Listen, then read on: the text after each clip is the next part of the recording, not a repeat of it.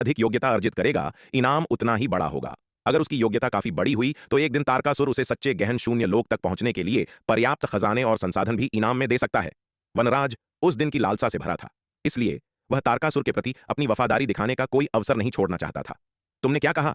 उस बूढ़े कमीने वेदांत ने अमर खड्ग संप्रदाय को श्यामचंद्र संप्रदाय का सफाया करने के अभियान में शामिल कर लिया है? वनराज की बातें सुनकर तारकासुर दंग रह गया। हाँ, एल्डर तारकासुर, वनराज ने कहा, इस बार हमारे अमर खड्ग संप्रदाय की लगभग सभी कुलीन सेनाओं को लामबंद कर दिया गया है। यह सुनकर तारकासुर की भौहें तन गईं। श्रवण वर्षा विद्यापीठ ने श्यामचंद्र संप्रदाय के खिलाफ चौतरफा हमला बोल दिया था, जिससे उनकी स्थिति पहले ही बेहद मुश्किल हो गई थी। अब अमर खड्ग संप्रदाय के भी शामिल होने से श्यामचंद्र संप्रदाय भला कैसे बच सकता था? हालांकि वह वनवीर के संबंध में श्यामचंद्र संप्रदाय की हार से बहुत असंतुष्ट था। वह उन्हें नष्ट होते नहीं देखना चाहता था। आखिरकार अगर श्यामचंद्र संप्रदाय वास्तव में श्रवण वर्षा विद्यापीठ और अमर खड्ग संप्रदाय की संयुक्त सेनाओं द्वारा मिटा दिया जाता है तो उनके तिमिर मंडल को दक्षिणी स्वर्ग मंडल के भीतर एक महत्वपूर्ण मोहरा खोना पड़ेगा। हमें अभी भी श्यामचंद्र संप्रदाय को बचाने का रास्ता खोजना होगा। कम से कम हम इसे पूरी तरह से नष्ट नहीं होने दे सकते। वनराज, तुमने बहुत अच्छा काम किया है। एक लंबे ठहराव के बाद तारकासुर ने कहा, इस मामले की प्रगति पर नजर रखना जारी रखो। अगर कोई नई जानकारी मिलती है तो मुझे तुरंत बताना। जी, एल्डर तारकासुर, वनराज ने जल्दी से उत्तर दिया। तारकासुर की स्वीकृति सुनकर वह खुशी की लहर महसूस करने से खुद को नहीं रोक सका। तारकासुर काफी देर तक अपने हाथ में मौजूद संचार टोकन को घूरता रहा। कुछ देर विचार करने के बाद उसने टोकन का उपयोग करके श्यामचंद्र संप्रदाय प्रमुख से संपर्क किया और उसे इस मामले के बारे में बताया। क्या उस बूढ़े कमीने वेदांत ने अमर खड्ग संप्रदाय को हमारे श्यामचंद्र संप्रदाय की घेराबंदी में शामिल कर लिया है? तारकासुर से यह खबर सुनकर श्यामचंद्र संप्रदाय प्रमुख का चेहरा बेहद गंभीर हो गया। श्रवण वर्षा विद्यापीठ के चौतरफा हमले का सामना करते हुए उनका श्यामचंद्र संप्रदाय पहले ही जीवित रहने के लिए संघर्ष कर रहा था। अब अमर खड्ग संप्रदाय भी इसमें शामिल हो रहा है, उनके श्यामचंद्र संप्रदाय का सफाया करने के अभियान में जुड़ रहा है। क्या यह श्यामचंद्र संप्रदाय को मौत के मुंह में धकेलने के समान नहीं होगा? बिल्कुल सही, इसलिए तुम्हारे श्यामचंद्र संप्रदाय को सावधान रहने की जरूरत है। खुद को पूरी तरह से मिटने मत देना, तारकासुर ने कहा। एल्डर तारकासुर, आपको इस मामले में हमारे श्यामचंद्र संप्रदाय की मदद करनी चाहिए, अन्यथा इस बार हमारा श्यामचंद्र संप्रदाय वास्तव में नष्ट हो सकता है, श्यामचंद्र संप्रदाय प्रमुख ने कहा। एक श्रवण वर्षा विद्यापीठ ही श्यामचंद्र संप्रदाय को संभालने के लिए काफी था। अमर खड्ग संप्रदाय को तो छोड़ ही दें। अगर इस बार चीजें गलत होती हैं तो उनका श्यामचंद्र संप्रदाय वास्तव में पूरी तरह से मिट सकता है। मैं तुम्हारी मदद कैसे कर सकता हूं? यह सुनकर तारकासुर ने त्योरियां चढ़ाईं। एल्डर तारकासुर को बस जयचंद और पशुपति से बात करनी है और उनसे महारक्तिम किला और पशुपालन संप्रदाय को हमारे श्यामचंद्र संप्रदाय के योद्धाओं को सुरक्षा प्रदान करने के लिए कहना है, श्यामचंद्र संप्रदाय प्रमुख ने कहा। अतीत में उसे तारकासुर के हस्तक्षेप की आवश्यकता नहीं होती। वह व्यक्तिगत रूप से जयचंद और पशुपति से बात कर सकता था। उसके सम्मान में वे स्वाभाविक रूप से श्यामचंद्र संप्रदाय के योद्धाओं को आश्रय प्रदान करते। लेकिन अब उसे पहले गुरु प्रमुख वेदांत द्वारा गंभीर रूप से घायल किया गया था और फिर महान सूर्य शाही नगर में वनवीर की रक्तिम ज्वाला रहस्य अग्नि द्वारा उसे फिर से गंभीर रूप से घायल कर दिया गया।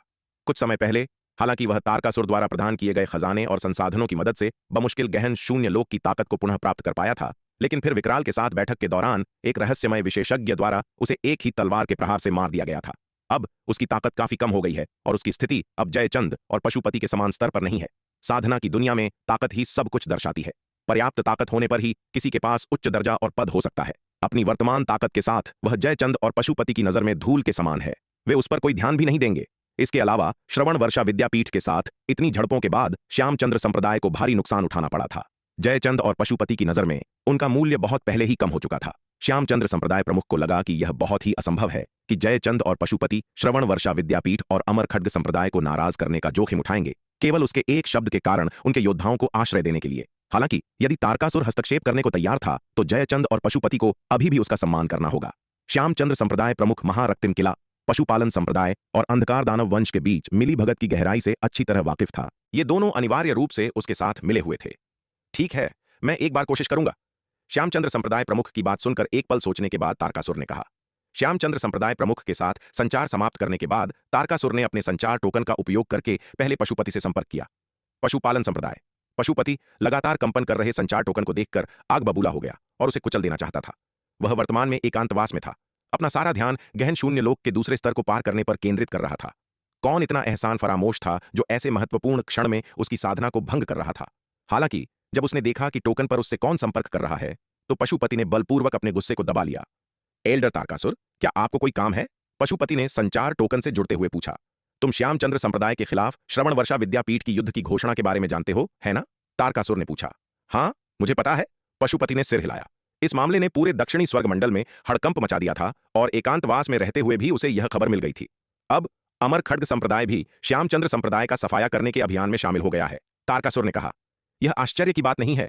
वह बूढ़ा कमीना वेदांत और बूढ़ा मयंक हमेशा एक साथ रहे हैं। पशुपति ने कहा, बूढ़े मयंक ने पहले ही इतना बड़ा अभियान शुरू कर दिया है, इसलिए यह कोई आश्चर्य की बात नहीं है कि वह बूढ़ा कमीना वेदांत भी इसमें शामिल हो जाएगा। श्यामचंद्र संप्रदाय एक ही समय में श्रवण वर्षा विद्यापीठ और अमर खड्ग संप्रदाय दोनों से लड़ रहा है। मुझे डर है कि वे इसका सामना नहीं कर पाएंगे। इसलिए तारकासुर ने कहा, श्यामचंद्र संप्रदाय प्रमुख ने अभी मुझसे मदद मांगी है। यदि आपके पशुपालन संप्रदाय के लिए सुविधाजनक हो तो कृपया श्यामचंद्र संप्रदाय की मदद करें और उन्हें श्रवण वर्षा विद्यापीठ और अमर खड्ग संप्रदाय द्वारा पूरी तरह से मिटाए जाने से रोकें। हमारा पशुपालन संप्रदाय इस तरह के काम में कैसे मदद कर सकता है? यह सुनकर पशुपति ने त्योरियां चढ़ाईं। हालांकि उनका पशुपालन संप्रदाय बिल्कुल परोपकारी नहीं था, लेकिन वे कम से कम सार्वजनिक रूप से दक्षिणी स्वर्ग गठबंधन के सदस्य माने जाते थे। श्यामचंद्र संप्रदाय की खातिर खुलेआम श्रवण वर्षा विद्यापीठ और अमर खड्ग संप्रदाय का विरोध करना पूरी तरह से अस्वीकार्य था। अगर उनके पशुपालन संप्रदाय ने ऐसा किया तो वे दक्षिणी स्वर्ग गठबंधन के आम दुश्मन बन जाएंगे। अतीत में शायद उसे ऐसी बातों की परवाह नहीं होती। आखिरकार पिछली परिस्थितियों में भले ही युद्ध समर्थक गुट उसे नापसंद करता था, वे पशुपालन संप्रदाय का कुछ नहीं बिगाड़ सकते थे। लेकिन अब दक्षिणी स्वर्ग मंडल की स्थिति अलग है। दक्षिणी स्वर्ग मंडल और तिमिर मंडल के बीच शक्ति का संतुलन उलट गया है। इन परिस्थितियों में अगर पशुपालन संप्रदाय वास्तव में श्यामचंद्र संप्रदाय के लिए श्रवण वर्षा विद्यापीठ और अमर खड्ग संप्रदाय से खुलेआम भिड़ने की हिम्मत करता है, तो दक्षिणी स्वर्ग गठबंधन का युद्ध समर्थक गुट वास्तव में पशुपालन संप्रदाय को मिटाने के लिए हाथ मिला लेगा। उस समय पशुपालन संप्रदाय न केवल श्यामचंद्र संप्रदाय की रक्षा करने में असमर्थ होगा, बल्कि शायद वह खुद की भी रक्षा नहीं कर पाएगा। ऐसा नहीं है कि मैं आपके पशुपालन संप्रदाय से श्यामचंद्र संप्रदाय के लिए श्रवण वर्षा विद्यापीठ और अमर खड्ग संप्रदाय से खुले तौर पर भिड़ने के लिए कह रहा हूं। बात सिर्फ इतनी है कि जब श्यामचंद्र संप्रदाय के योद्धाओं का श्रवण वर्षा विद्यापीठ और अमर खड्ग संप्रदाय द्वारा शिकार किया जा रहा हो, तो आपके पशुपालन संप्रदाय को उन्हें छिपने की जगह प्रदान करनी चाहिए। यह आपके पशुपालन संप्रदाय के लिए मुश्किल नहीं होना चाहिए, है ना? तारकासुर ने कहा। ठीक है। तारकासुर की बातें सुनकर पशुपति ने लंबे समय तक विचार किया और अंततः सहमति में सिर हिला दिया। उसे तारकासुर का सम्मान करना ही था। आखिरकार तारकासुर ने अभी हाल ही में उसे खजाने और संसाधनों की एक बड़ी मात्रा भेजी थी। वह तारकासुर के अनुरोध को अस्वीकार नहीं कर सकता था। इसके अलावा यदि श्यामचंद्र संप्रदाय वास्तव में श्रवण वर्षा विद्यापीठ और अमर खड्ग संप्रदाय द्वारा नष्ट कर दिया गया, तो इससे उनके पशुपालन संप्रदाय को कोई लाभ नहीं होगा। श्यामचंद्र संप्रदाय का अस्तित्व दक्षिणी स्वर्ग गठबंधन में युद्ध समर्थक गुट का ध्यान भटका सकता था, जिससे श्रवण वर्षा विद्यापीठ और अमर खड्ग संप्रदाय लगातार उनके पशुपालन संप्रदाय को निशाना नहीं बना पाते। इसके अलावा श्यामचंद्र संप्रदाय उनके पशुपालन संप्रदाय के लिए कुछ गंदे काम कर सकता था जो वे खुद नहीं कर सकते थे। अतीत में श्यामचंद्र संप्रदाय ने उनके पशुपालन संप्रदाय के लिए बहुत सारे गंदे काम किए थे। श्यामचंद्र संप्रदाय उनके लिए काफी उपयोगी था। पशुपति से संपर्क करने के बाद तारकासुर ने जयचंद से संपर्क करने के लिए अपने संचार टोकन का उपयोग किया और उससे भी यही अनुरोध किया। जयचंद तारकासुर के अनुरोध के लिए आसानी से सहमत हो गया। अब उसने गहन शून्य लोक के दूसरे स्तर को पार कर लिया था, जिससे गुरु प्रमुख वेदांत और मयंक जैसी शक्तिशाली हस्तियों का सामना करते समय उसका आत्मविश्वास और भी बढ़ गया था। जिस क्षण उसने गहन शून्य लोक के दूसरे स्तर में प्रवेश किया, उसे दक्षिणी स्वर्ग मंडल में किसी का डर नहीं रहा। यहां तक कि दक्षिणी स्वर्ग गठबंधन के प्रमुख सूर्यभान से भी डरने की कोई बात नहीं थी। समान लोक वालों में से जयचंद को किसी का डर नहीं था। शायद सूर्यभान ने गहन शून्य लोक के दूसरे स्तर में अधिक समय बिताया था और वह उससे अधिक मजबूत था, लेकिन जहां सूर्यभान उसे हरा सकता था, उसे मारना असंभव था। गहन शून्य लोक में जब तक कि ताकत में अंतर बहुत बड़ा न हो, समान स्तर के किसी शक्तिशाली व्यक्ति को मारना बेहद असंभव है। दक्षिणी स्वर्ग मंडल की सीमा श्रवण वर्षा नगर। पिताजी, अब हम क्या करें? शशांक ने शमशेर को चिंता से देखा। मारे गए श्यामचंद्र संप्रदाय के विशेषज्ञों में हमारे कई लोग शामिल थे। श्रवण वर्षा विद्यापीठ की इस बार की कार्रवाई वास्तव में आश्चर्यजनक थी। उनमें से किसी ने भी उम्मीद नहीं की थी कि मयंक इस बार इतनी दूर तक जाएगा और श्यामचंद्र संप्रदाय पर युद्ध की घोषणा करने के लिए दक्षिणी महाद्वीप में श्रवण वर्षा विद्यापीठ की सभी कुलीन सेनाओं को लामबंद करेगा। इसके अलावा यहां तक कि श्रवण वर्षा विद्यापीठ के कुलपति मयंक ने भी व्यक्तिगत रूप से कार्रवाई की। श्रवण वर्षा विद्यापीठ की तेज और निर्णायक कार्रवाई के तहत श्यामचंद्र संप्रदाय के कई गढ़ बवंडर की तरह बह गए।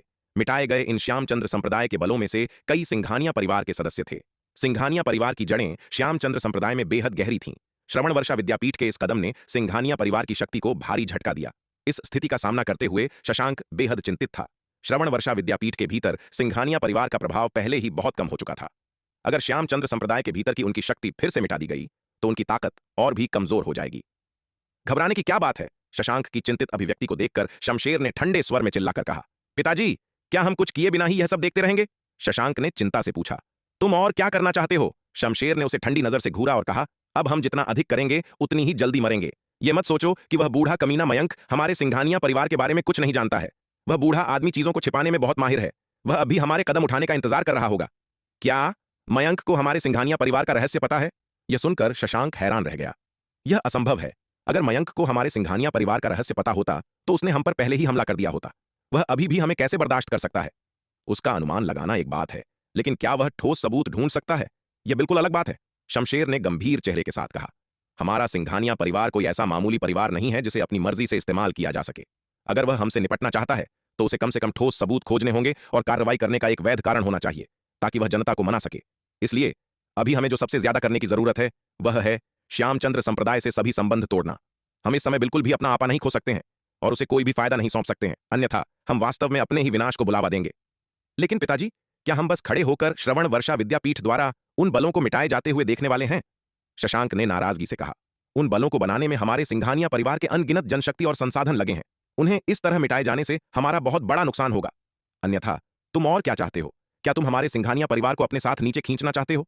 शमशेर ने उसकी ओर देखा और ठंडे स्वर में कहा, अभी हमारे लिए सबसे महत्वपूर्ण बात यह सुनिश्चित करना है कि हमारा सिंघानिया परिवार इसमें न घसीटा जाए। न केवल हम श्यामचंद्र संप्रदाय के उन लोगों की मदद नहीं कर सकते, बल्कि हमारे सिंघानिया परिवार को भी श्रवण वर्षा विद्यापीठ के साथ श्यामचंद्र संप्रदाय को नष्ट करने के अभियान में शामिल होना चाहिए ताकि कोई संदेह पैदा न हो। क्या हम भी इस अभियान में शामिल होने जा रहे हैं? शशांक ने अविश्वास से कहा। न केवल वे श्यामचंद्र संप्रदाय की मदद नहीं करेंगे, बल्कि वे उन्हें नष्ट करने के अभियान में भी शामिल होंगे, जो उस शक्ति को व्यक्तिगत रूप से नष्ट करने के समान होगा जिसे सिंघानिया परिवार ने अनगिनत वर्षों में विकसित किया था। बिल्कुल सही।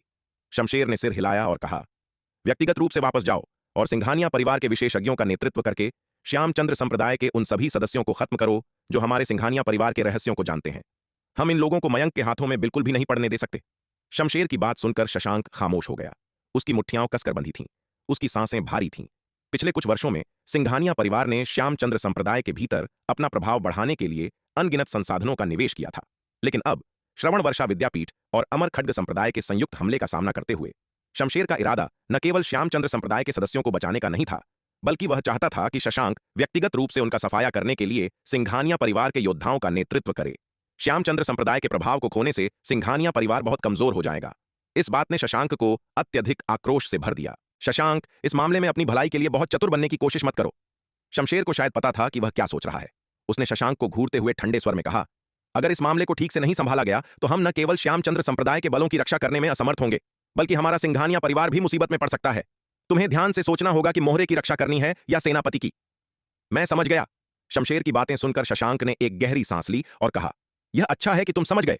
शमशेर ने सिर हिलाया और कहा, गंवाने के लिए समय नहीं है, तुम्हें अब निकल जाना चाहिए। जी पिताजी। यह सुनकर शशांक ने सम्मानपूर्वक सिर झुकाया। फिर वह मुख्य हॉल से निकल गया और दक्षिणी स्वर्ग महाद्वीप लौटने के लिए तुरंत निकल पड़ा। शशांक के जाने के बाद शमशेर ने कुछ देर विचार किया। उसने अपना संचार टोकन निकाला और तारकासुर से संपर्क किया। शमशेर, क्या तुम्हें मुझसे कोई काम है? जल्द ही संचार टोकन जुड़ गया और दूसरे छोर से तारकासुर की आवाज आई। एल्डर तारकासुर, आप श्रवण वर्षा विद्यापीठ की कार्रवाइयों के बारे में जानते हैं, है ना? शमशेर ने पूछा। हाँ, तारकासुर ने उत्तर दिया। इस बार श्यामचंद्र संप्रदाय की स्थिति सामान्य से कोसों दूर है। एल्डर तारकासुर, क्या आपके पास कोई समाधान है? शमशेर ने पूछताछ की। मैं क्या कर सकता हूं? यह सब श्यामचंद्र संप्रदाय की किस्मत पर निर्भर है, तारकासुर ने कहा। जहां तक श्यामचंद्र संप्रदाय प्रमुख के जयचंद और पशुपति से संपर्क करने के अनुरोध की बात है, जिसमें महारक्तिम किला और पशुपालन संप्रदाय को महत्वपूर्ण क्षण में श्यामचंद्र संप्रदाय के सदस्यों के लिए छिपने की जगह प्रदान करने के लिए कहा गया था, उसने शमशेर को नहीं बताया था। क्या होगा अगर शमशेर ने अचानक उन्हें धोखा दे दिया? क्या वह समय से पहले उनकी योजनाओं को उजागर नहीं कर देगा? हालांकि शमशेर के उन्हें धोखा देने की संभावना बहुत कम थी, लेकिन वह आत्मसंतुष्ट नहीं हो सकता था। हालांकि उसने दक्षिणी स्वर्ग मंडल में आत्मसमर्पण करने वाले इन गुटों का इस्तेमाल किया था, लेकिन तारकासुर ने कभी किसी पर सच्चा भरोसा नहीं किया था। उसने इन लोगों का इस्तेमाल केवल मोहरे के रूप में किया। एल्डर तारकासुर, क्या आप बस श्यामचंद्र संप्रदाय को नष्ट होते हुए देखने जा रहे हैं? शमशेर ने पूछा। अन्यथा, तारकासुर ने कहा, शायद तुम्हारे पास कोई अच्छा विचार है। मेरे पास एक विचार है, लेकिन मुझे नहीं पता कि एल्डर तारकासुर इसे अंजाम देने के लिए तैयार हैं या नहीं। शमशेर ने कहा। ओह, मुझे बताओ। शमशेर की बातें सुनकर तारकासुर को तुरंत दिलचस्पी आ गई। यहां तक कि श्यामचंद्र संप्रदाय प्रमुख जयचंद, पशुपति और अंधकार दानव वंश भी इस मामले का कोई अच्छा समाधान नहीं सोच सके। लेकिन अब शमशेर ने वास्तव में कहा कि उसके पास एक समाधान है, जिसने तारकासुर को बहुत उत्सुक बना दिया। वह यह भी जानता था कि शमशेर बेहद चालाक और धोखेबाज था, इसलिए शायद वह वास्तव में कोई अच्छा विचार लेकर आ सकता था। जब तक तिमिर मंडल अभी दक्षिणी स्वर्ग मंडल के खिलाफ चौतरफा हमला शुरू करता है, मयंक स्वाभाविक रूप से अपनी कार्रवाई रोक देगा और श्रवण वर्षा विद्यापीठ के बलों को फिर से अग्रिम पंक्ति में तैनात करेगा। इस तरह श्यामचंद्र संप्रदाय पर दबाव कम किया जा सकता है, शमशेर ने कहा। एक बार तिमिर मंडल का अंधकार दानव वंश एक और हमला शुरू कर देता है तो मयंक निश्चित रूप से श्यामचंद्र संप्रदाय से निपटने में सक्षम नहीं होगा। दक्षिणी स्वर्ग मंडल के लिए वर्तमान में श्यामचंद्र संप्रदाय केवल एक मामूली बीमारी है, जबकि अंधकार दानव वंश सच्चा खतरा है। मयंक को अंधकार दानव वंश से निपटने बनाम श्यामचंद्र संप्रदाय से निपटने के सापेक्ष महत्व के बारे में बहुत स्पष्ट होना चाहिए। नहीं, शमशेर की बातें सुनकर तारकासुर ने बिना किसी हिचकिचाहट के इनकार कर दिया। बिल्कुल नहीं। क्यों? शमशेर ने पूछा। जब तक तिमिर मंडल एक और हमला शुरू करता है, यह निश्चित रूप से श्यामचंद्र संप्रदाय की दुर्दशा को कम करेगा। श्यामचंद्र संप्रदाय की दुर्दशा को हल करने का यह बिल्कुल सही तरीका है। एल्डर तारकासुर इनकार क्यों कर रहे हैं? हमारा तिमिर मंडल निश्चित रूप से दक्षिणी स्वर्ग मंडल के खिलाफ एक और हमला शुरू करेगा, लेकिन अभी तो बिल्कुल नहीं, तारकासुर ने ठंडे स्वर में कहा। क्यों? शमशेर ने जोर देना जारी रखा। समय सही नहीं है, तारकासुर ने ठंडे स्वर में कहा। चलो इस पर फिर से चर्चा नहीं करते हैं, बात खत्म। इसके साथ ही तारकासुर ने सीधे संचार काट दिया। शमशेर ने अपने हाथ में संचार टोकन को देखा। उसका चेहरा काला पड़ गया। अंधकार दानव वंश के इन नीचों को आदेश देना आसान है। अब जब उन्हें अंधकार दानव वंश की मदद की आवश्यकता है तो ये अंधकार दानव नीच मूक दर्शक बने रहना चुनते हैं। कितना घृणित! हालांकि भले ही शमशेर उग्र था, वह तारकासुर के सामने असहाय था। इसके अलावा अगर तारकासुर का कोई ऐसा मिशन था जिसके लिए उसकी सहायता की आवश्यकता थी, तब भी वह मना नहीं कर सकता था। एक बार जब वह इस रास्ते पर चल पड़ा तो पीछे मुड़ने का कोई रास्ता नहीं था। वह केवल अंत तक इसी रास्ते पर चल सकता था। आखिरकार मयंक, गुरु प्रमुख वेदांत और युद्ध समर्थक गुट की अन्य हस्तियां उन गद्दारों को कभी माफ नहीं करेंगी जिन्होंने अंधकार दानव वंश के साथ सांठगांठ की थी। वह बूढ़ा कमीना शमशेर, उसके पास कुछ अजीबोगरीब विचार हैं। वह वास्तव में चाहता है कि हमारा तिमिर मंडल श्यामचंद्र संप्रदाय की घेराबंदी को कम करने के लिए दक्षिणी स्वर्ग मंडल पर चौतरफा हमला करे। वह वास्तव में सोचता है कि वह कुछ खास है। संचार टोकन काटने के बाद तारकासुर ने व्यंग्य किया।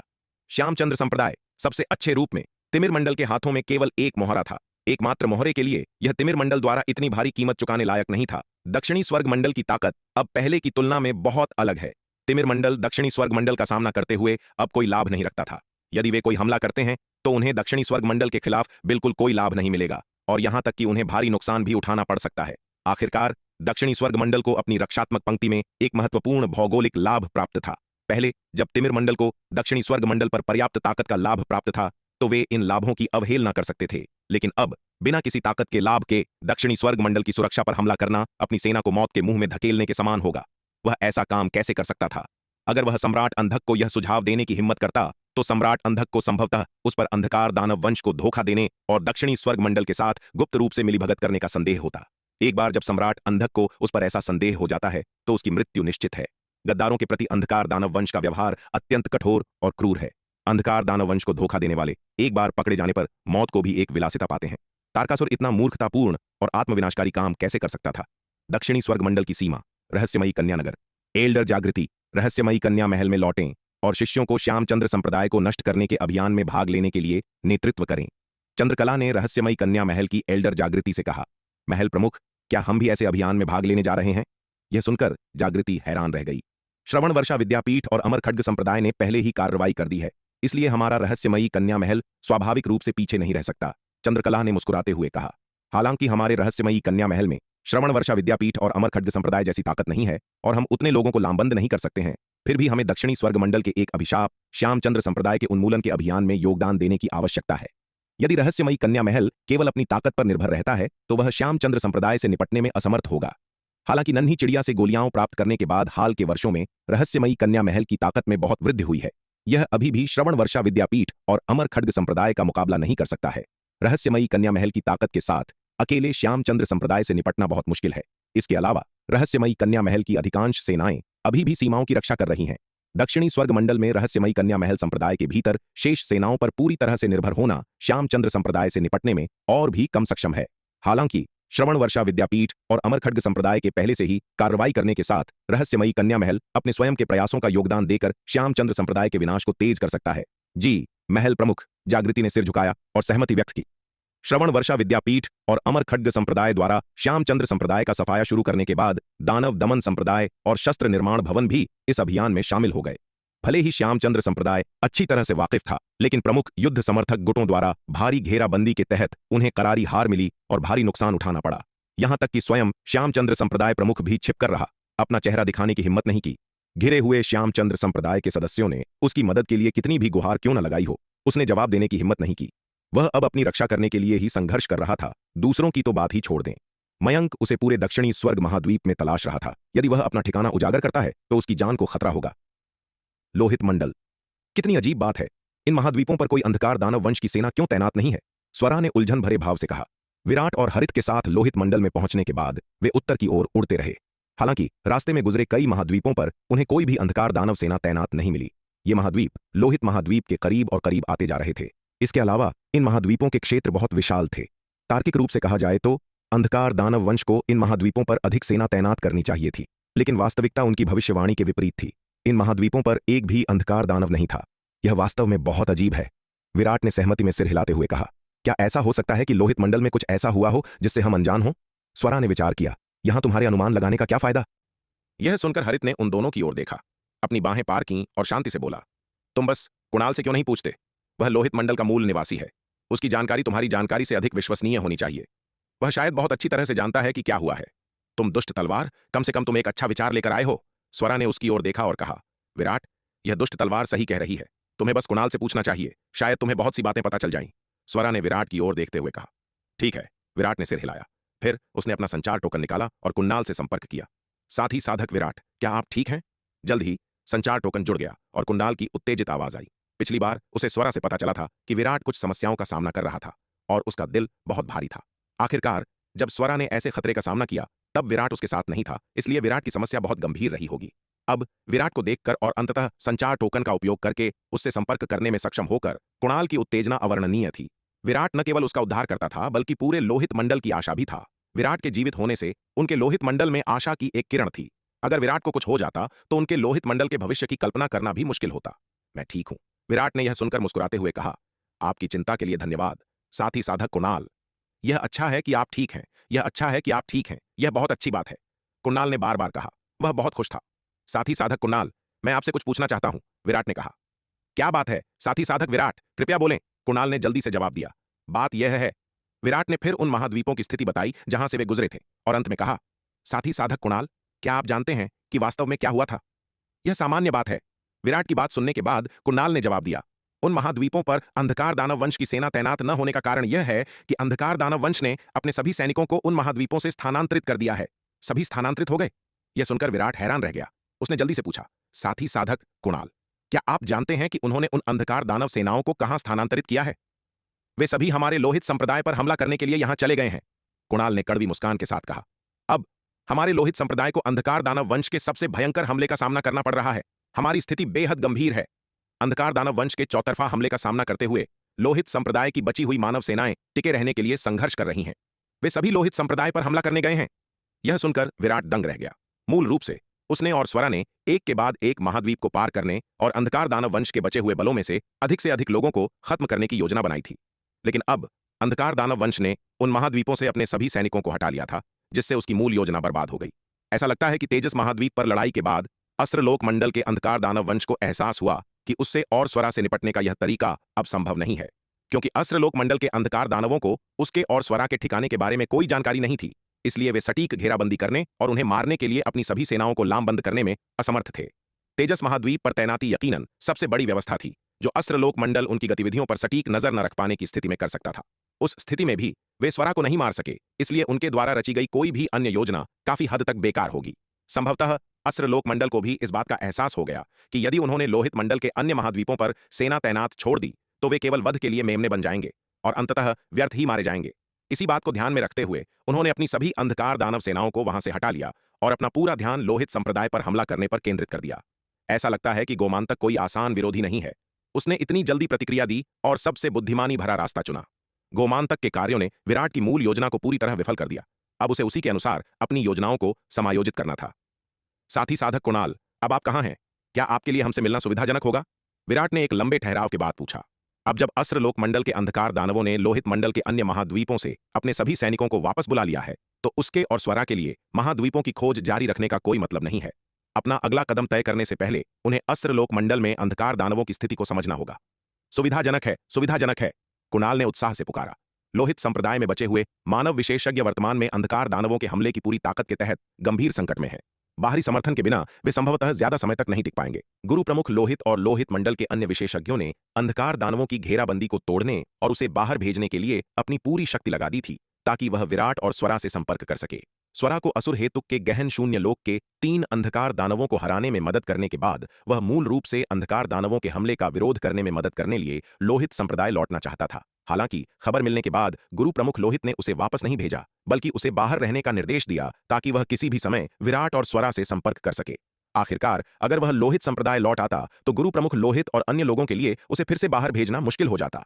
अब जब विराट ने उससे मिलने की पहल की थी तो कुणाल स्वाभाविक रूप से बहुत खुश था। साथी साधक विराट, आप कहां मिलना चाहते हैं? कुणाल ने उत्साह से पूछा। हम अभी लोहित महाद्वीप की ओर बढ़ रहे हैं।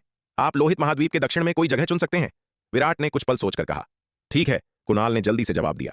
कुणाल से संपर्क करने के बाद विराट, स्वरा और हरित गगन पलायन नौका पर सवार हुए और लोहित महाद्वीप की ओर उड़ते रहे।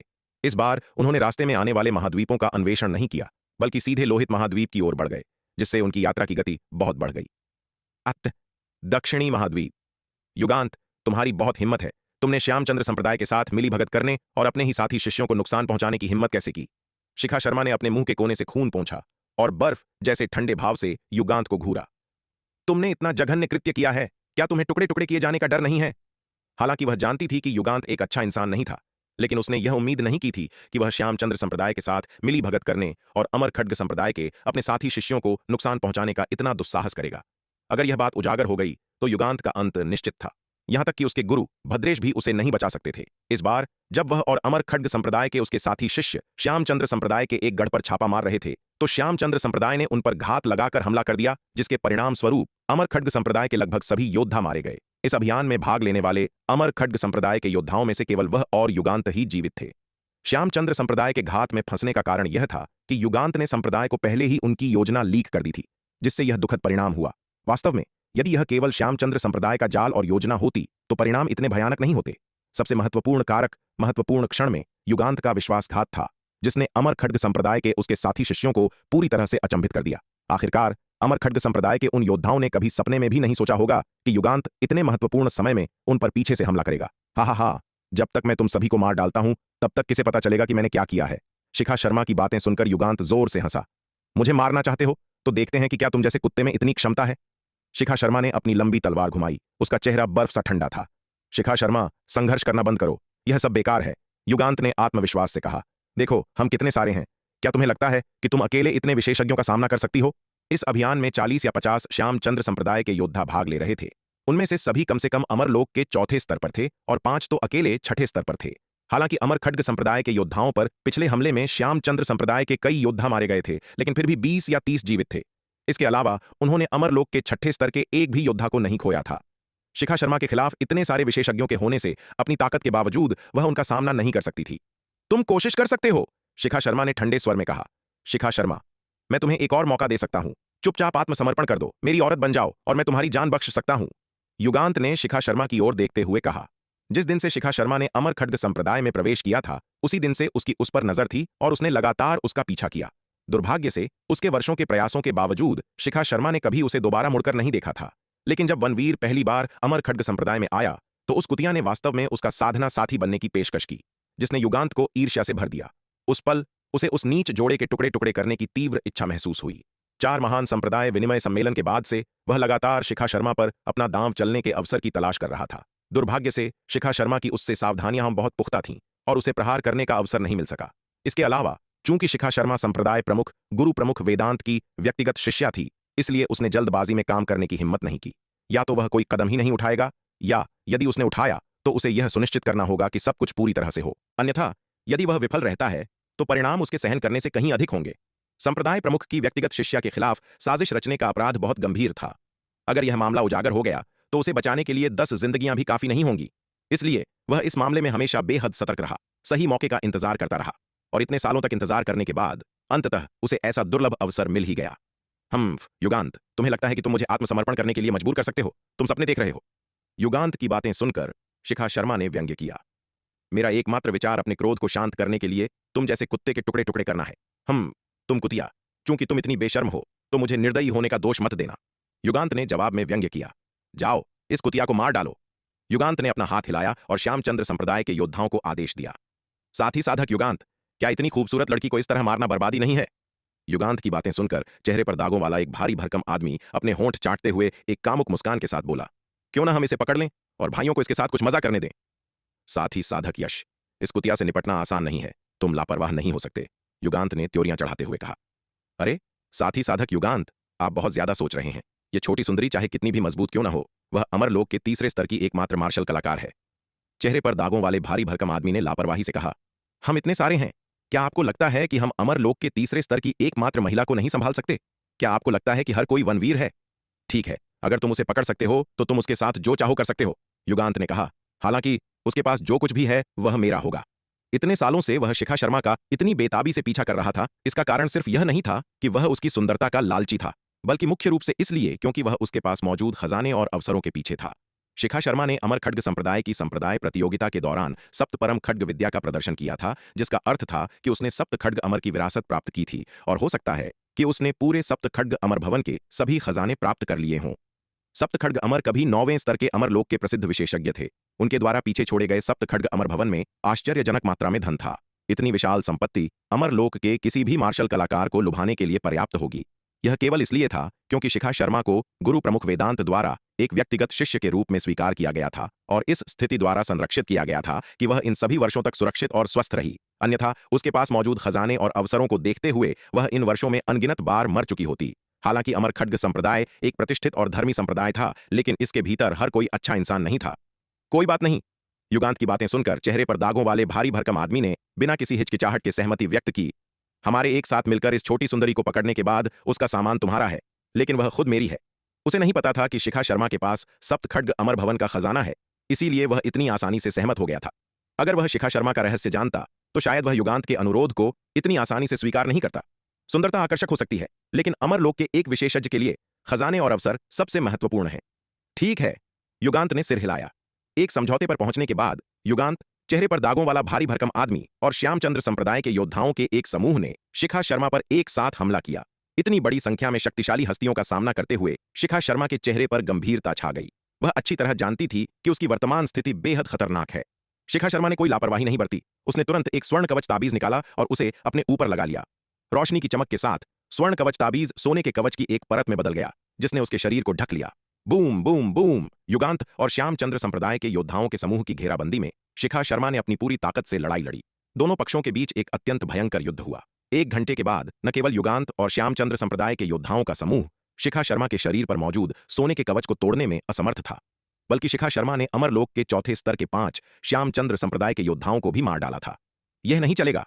यह देखकर चेहरे पर दागों वाले भारी भरकम आदमी ने त्योरियां चढ़ाईं और कहा, इस छोटी कुतिया का स्वर्ण कवच अविश्वसनीय रूप से मजबूत है। अगर हम इसे नहीं तोड़ सकते हैं तो चाहे हम कितनी भी देर तक लड़ें, यह मेहनत की बर्बादी होगी। साथ ही साधक युगांत, क्या आपके पास इस छोटी कुतिया के स्वर्ण कवच को तोड़ने का कोई तरीका है? मैं कोशिश करूंगा, युगांत ने असहाय होकर कहा। वास्तव में यदि वे शिखा शर्मा के स्वर्ण कवच को नहीं तोड़ पाते तो वे उसके सामने असहाय होंगे। लंबे समय तक लड़ना केवल जीवन की बर्बादी होगी। चूंकि उसने शिखा शर्मा पर हमला कर ही दिया था, इसलिए वह उसे किसी भी कीमत पर जिंदा नहीं भागने दे सकता था, अन्यथा वही मरने वाला होगा। जैसे ही उसने बात की, युगांत ने अपना हाथ खोला और उसके हाथ में एक काला शंकु के आकार का खजाना दिखाई दिया। अपने हाथ में छाया दानव शंकु को देखकर युगांत की आंखों में दर्द का भाव आ गया। यह छाया दानव शंकु उसका सबसे मजबूत त्रुप का पत्ता था, मूल रूप से अपनी रक्षा के लिए उपयोग किया जाने वाला खजाना था। वह इसका उपयोग तब तक नहीं करेगा जब तक कि यह बिल्कुल आवश्यक न हो। लेकिन अब शिखा शर्मा के स्वर्ण कवच को तोड़ने के लिए उसके पास इस सबसे शक्तिशाली हथियार का अनिच्छा से उपयोग करने के अलावा कोई विकल्प नहीं था। युगांत ने अपना हाथ हिलाया और उसके हाथ में मौजूद छाया दानव शंकु तुरंत एक काली रोशनी में बदल गया, जो शिखा शर्मा की ओर तेजी से बढ़ा। बूम! काली रोशनी शिखा शर्मा से टकराई, जिससे एक कानफोड़ू दहाड़ गूंज उठी। इतना भयानक प्रहार सहने के बाद शिखा शर्मा किसी तोप के गोले की तरह पीछे की ओर उड़ गई। क्रैक! इस क्षण शिखा शर्मा के शरीर पर स्वर्ण कवच ताबीज से बने स्वर्ण कवच में एक दरार आ गई। युगांत और श्यामचंद्र संप्रदाय के योद्धाओं के 1 घंटे के अथक हमलों के बाद भी बेदाग रहने वाला स्वर्ण कवच छाया दानव शंकु के एक ही प्रहार से टूट गया था। स्पष्ट रूप से इस छाया दानव शंकु की आक्रमण शक्ति आश्चर्यजनक है। उस छोटी कुतिया का स्वर्ण कवच टूट गया है। यह देखकर चेहरे पर दागों वाला भारी भरकम आदमी बहुत खुश हुआ और चिल्लाया, भाइयों, जाओ, इस अवसर का लाभ उठाओ और इस छोटी कुतिया को पकड़ लो। उसे पकड़ने के बाद हम अच्छा समय बिताएंगे, सभी को हिस्सा मिलेगा। भारी भरकम आदमी की बातें सुनकर श्यामचंद्र संप्रदाय के योद्धाओं का समूह कामुक मुस्कान के साथ शिखा शर्मा पर टूट पड़ा। यह देखकर शिखा शर्मा ने भागने की कोशिश की, लेकिन दुर्भाग्य से वह जल्द ही फिर से श्यामचंद्र संप्रदाय के योद्धाओं से घिर गई। यह देखकर शिखा शर्मा को दांत पीसकर लड़ते रहने के अलावा कोई चारा नहीं सूझा। Boom boom boom! युगांत और श्यामचंद्र संप्रदाय के योद्धाओं की घेराबंदी में एक और घंटा बीत गया। Crack crack! शिखा शर्मा के शरीर को ढंकने वाला स्वर्ण कवच कई तीखी आवाजों के बाद आखिरकार एक तेज झटके के साथ टूट गया। यह देखकर शिखा शर्मा के दिल में डर की लहर दौड़ गई। उसने अपनी तलवार उलट दी और उसे अपनी गर्दन की ओर घुमाया। स्वर्ण कवच ताबीज से बने स्वर्ण कवच की सुरक्षा के बिना उसके पास इतने सारे विशेषज्ञों के खिलाफ कोई मौका नहीं था। अगर वह उनके हाथों में पड़ गई तो उसकी स्थिति मौत से भी बदतर होगी। चाहे जो भी हो, वह बिल्कुल उनके हाथों में नहीं पड़ सकती थी। इन परिस्थितियों में शिखा शर्मा ने बिना किसी हिचकिचाहट के आत्महत्या करना चुना। हालांकि इस महत्वपूर्ण क्षण में आकाश से एक विशाल पंजा नीचे उतरा। श्यामचंद्र संप्रदाय के गद्दारों, इस बाघ के पंजे का स्वाद चखो। जैसे ही वह विशाल पंजा नीचे आया, एक गहरी गूंजती हुई आवाज सुनाई दी। भयानक शक्ति वाले इस विशाल पंजे को देखकर युगांत और श्यामचंद्र संप्रदाय के योद्धाओं के चेहरे तुरंत बदल गए। उस पल उन्होंने एक अत्यंत घातक खतरे को महसूस किया। उनके दिलों में खतरे का तीव्र एहसास पैदा हो गया। युगांत ने दांत पीसे और नीचे आते पंजे की ओर अपनी तलवार पूरी ताकत से घुमाई। चेहरे पर दागों वाला भारी भरकम आदमी, साथ ही श्यामचंद्र संप्रदाय के अन्य योद्धा भी हार न मानते हुए अपनी पूरी ताकत से पंजे पर हमला करने लगे। बूम! असीम और भयानक शक्ति बिखेरते उस विशाल पंजे पर अनगिनत हमले हुए। दुर्भाग्य से ये हमले अभी भी पंजे को नीचे आने से नहीं रोक सके। उन्होंने केवल उसके नीचे आने की गति को थोड़ा धीमा कर दिया। बूम! आखिरकार वह विशाल पंजा जोर से नीचे आ गिरा। इस भयानक पंजे के नीचे अमरलोक के चौथे स्तर के 10 श्यामचंद्र संप्रदाय के योद्धा तुरंत कुचलकर खून और मांस के लोथड़े में बदल गए। युगांत, चेहरे पर दागों वाला भारी भरकम आदमी और श्यामचंद्र संप्रदाय के अन्य योद्धा हालांकि तुरंत नहीं मरे, लेकिन उन सभी को इस भयानक हमले से अलग अलग डिग्री की चोटें आईं। अरे तुम बदमाशों, तुम में कुछ तो बात है। शार्दुल का पूरी ताकत से प्रहार सहने के बाद भी तुम सब जीवित हो। इस क्षण एक आश्चर्यचकित आवाज गूंज उठी। युगांत और श्यामचंद्र संप्रदाय के योद्धाओं ने आवाज की दिशा में देखा तो पाया कि जंगल से एक प्यारा सफेद बाघ धीरे धीरे बाहर आ रहा है। इस प्यारे सफेद बाघ के बगल में खूबसूरती से सजी धजी 7 या 8 साल की लड़की और एक बहुत ही सुंदर युवा महिला थी। बड़ी सफेद बिल्ली, छोटी वानिया, आयु, तुम लोग हो। शिखा शर्मा उन तीनों को जंगल से बाहर आते देख बहुत खुश हुई। जंगल से बाहर आने वाले 3 लोग कोई और नहीं बल्कि शार्दुल, छोटी वानिया और आयु थे। शार्दुल, जो एक प्रभावशाली हवा के साथ युगांत और श्यामचंद्र संप्रदाय के योद्धाओं को देख रहा था, शिखा शर्मा द्वारा उसे बड़ी सफेद बिल्ली कहते हुए सुनकर वहीं जम गया। यह महिला अविश्वसनीय रूप से अशिष्ट थी। उसने उसे शार्दुल नहीं कहा बल्कि उसकी जगह बड़ी सफेद बिल्ली कहा। उसे यह उपनाम बड़ी सफेद बिल्ली बिल्कुल पसंद नहीं था। यह उसकी गरिमा के लिए एक अपमान था। दुर्भाग्य से छोटी वानिया ने ही उसे ऐसा बुलाना शुरू किया था, और भले ही उसे यह पसंद न हो, वह छोटी वानिया को चुनौती देने की हिम्मत नहीं करेगा। हालांकि आमतौर पर केवल छोटी वानिया, निहारिका, शुभांगी, शालिनी और यामिनी ही उसे बड़ी सफेद बिल्ली कहते थे। किसी और ने ऐसा करने की हिम्मत नहीं की। अगर किसी और ने उसे ऐसा कहने की हिम्मत की होती तो वह निश्चित रूप से उन्हें सबक सिखाता। उसकी बाघ जैसी ताकत का आसानी से उल्लंघन नहीं किया जा सकता था। शार्दुल ने अपना प्यारा सा सिर झुकाया, शिखा शर्मा की ओर देखा और जवाब देना चाहा, लेकिन यह विचार करते हुए कि यह महिला भी बॉस की महिला थी, उसे लगा कि उसका सामना करना अनुचित है। यह सोचकर शार्दुल ने उन शब्दों को वापस निगल लिया जो पहले से ही उसकी जीभ की नोक पर थे। तुम लोग आखिर कौन हो? शार्दुल, छोटी वानिया और आयु को जंगल से बाहर निकलते हुए देखकर युगांत ने आश्चर्य और संदेह के भाव के साथ पूछा, ये लोग कहां से आ गए? तुम्हें इस बात की चिंता करने की जरूरत नहीं है कि शार्दुल कौन है। तुम्हें बस यह जानने की जरूरत है कि शार्दुल यहां तुम्हें मारने आया है, बस इतना ही काफी है। शार्दुल ने युगांत और श्यामचंद्र संप्रदाय के योद्धाओं के समूह की ओर देखा और गहरी आवाज में कहा, साथी साधक, ऐसा लगता है कि हमारा आपसे कोई बैर नहीं है। आप हमें क्यों मारना चाहते हैं? युगांत ने आश्चर्य और संदेह के भाव से पूछा। हम्फ, क्या मुझे तुम जैसे श्यामचंद्र संप्रदाय के कचरे को मारने के लिए किसी कारण की आवश्यकता है? शार्दुल ने उसकी ओर देखा और व्यंग्य किया, मैं श्यामचंद्र संप्रदाय के हर उस कचरे को मार दूंगा जो मुझे दिखाई देगा। मैं एक बार में 2 को मारूंगा जब तक कि तुम सबका सफाया न कर दूं। जब से यह पता चला था कि श्यामचंद्र संप्रदाय ने महाविजयनगर में विराट के निर्मल अवतार का अपहरण किया था, तब से शार्दुल ने पूरे श्यामचंद्र संप्रदाय को अपनी मारने की सूची में डाल दिया था। हालांकि विराट के निर्मल अवतार को बाद में स्वरा ने बचा लिया था, लेकिन इससे शार्दुल का मन नहीं बदला। उसके नेता के निर्मल अवतार को छूने की हिम्मत करने वाले इन कमीनों की बहुत हिम्मत है। चूंकि उन्होंने ऐसा करने का साहस किया है, इसलिए उन्हें उसके क्रोध का सामना करने के लिए तैयार रहना चाहिए।